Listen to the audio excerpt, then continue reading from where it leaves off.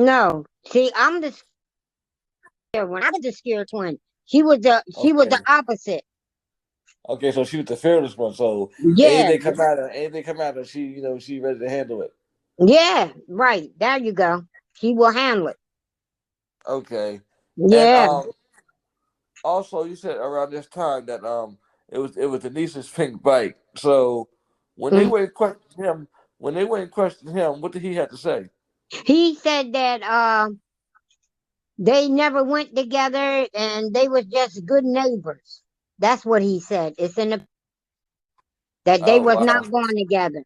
But my sister that she was the one that they made her uh uh uh um the lie detector test. They made her take it instead of him, and she told everything like that too because she said that they were going together because every night. So he basically just denied the whole relationship. And Yeah, here, he denied it because he was married. He had got married. Then he get, you know how to deny. yeah, you're right. They were denied till the last breath. Right there, you go. There you go, and that's what he did. He carried it to his grave. So like another question so I mean it's I mean 30 it's been 38 years now. I counted out. It's been 38 years and there has been no 38 years. and this is like 38. and I honestly tell you I just found out about it like a couple months like I just Uh found huh. out about this a couple months ago and then when I posted on my site people were like, "Oh my god, I'm from Port North and I never heard of this." Like Yeah. so many people were like are coming, and looking at the story, reading the story and like just like, wow, I'm like, yes, this is exactly how, it was told to me. And this guy, Gregory Hickman, what type of person was he? I mean that you know of. What type of person was he? Like what type of person was he? I mean that you know of besides what he said to your sister. Do you know anything else about him? What other girls? No, I Hello. said, do you know anything else about him besides? Hello, can you hear me? Yeah. He was in the he was in Vietnam. He was shell shocked. That I know. Um. Okay, Yeah. He was shell shocked, and he just had that little crazy script in it. It was a right, right. crazy one. Yeah. You know, like one day he sat there and cut her hair real short. Who Did does that? he Had cut her her hair sitting real up to short? had her sitting up to the graveyard at night, 12 midnight. Who does that? Exactly. Exactly. That's crazy stuff. That is Gave crazy her stuff. he gave her a Ouija board the morning she got missing. So that Ouija board was in her room all that night.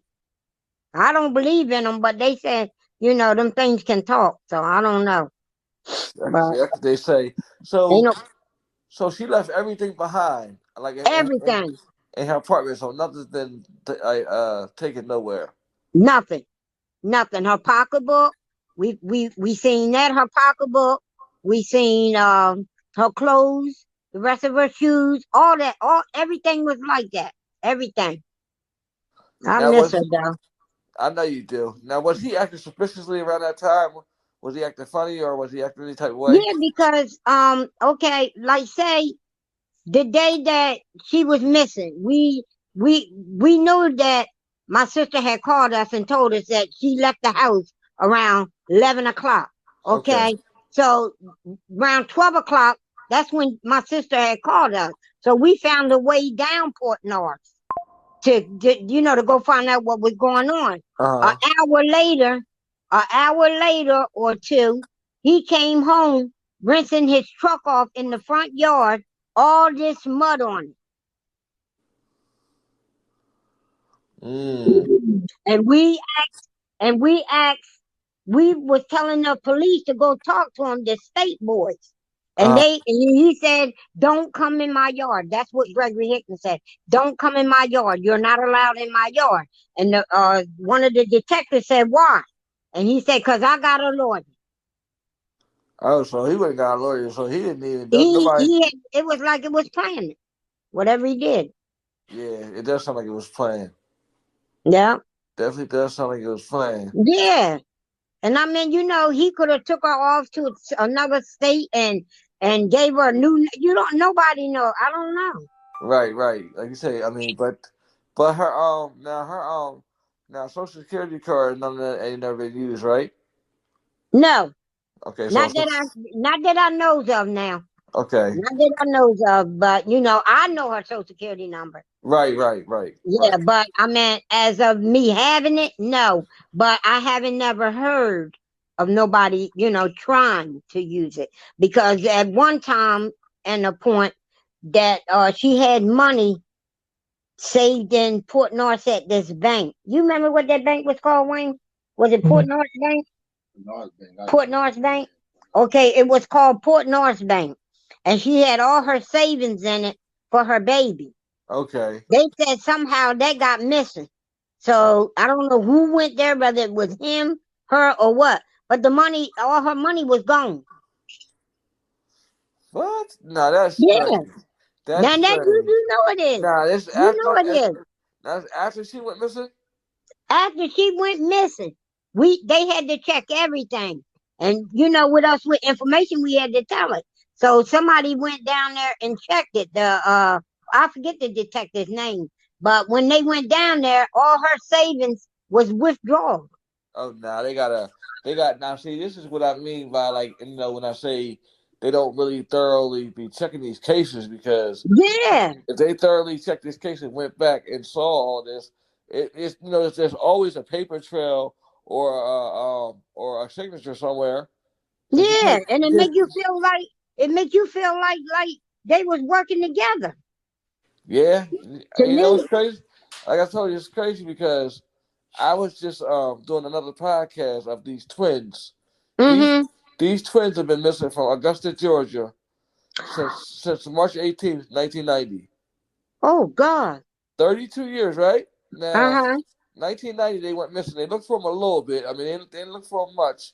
By uh-huh, 91, the people said, okay, well, they're 17 now. They're on their own. So all these years, the family thought that they were being looked for. And uh-huh. no, they opened the case back up in 2013. That's when they figured out that nobody looked for the girl for all these years. So now it's been 32 years. Like, they really just been dropping the ball in these cases. So nobody know where they at.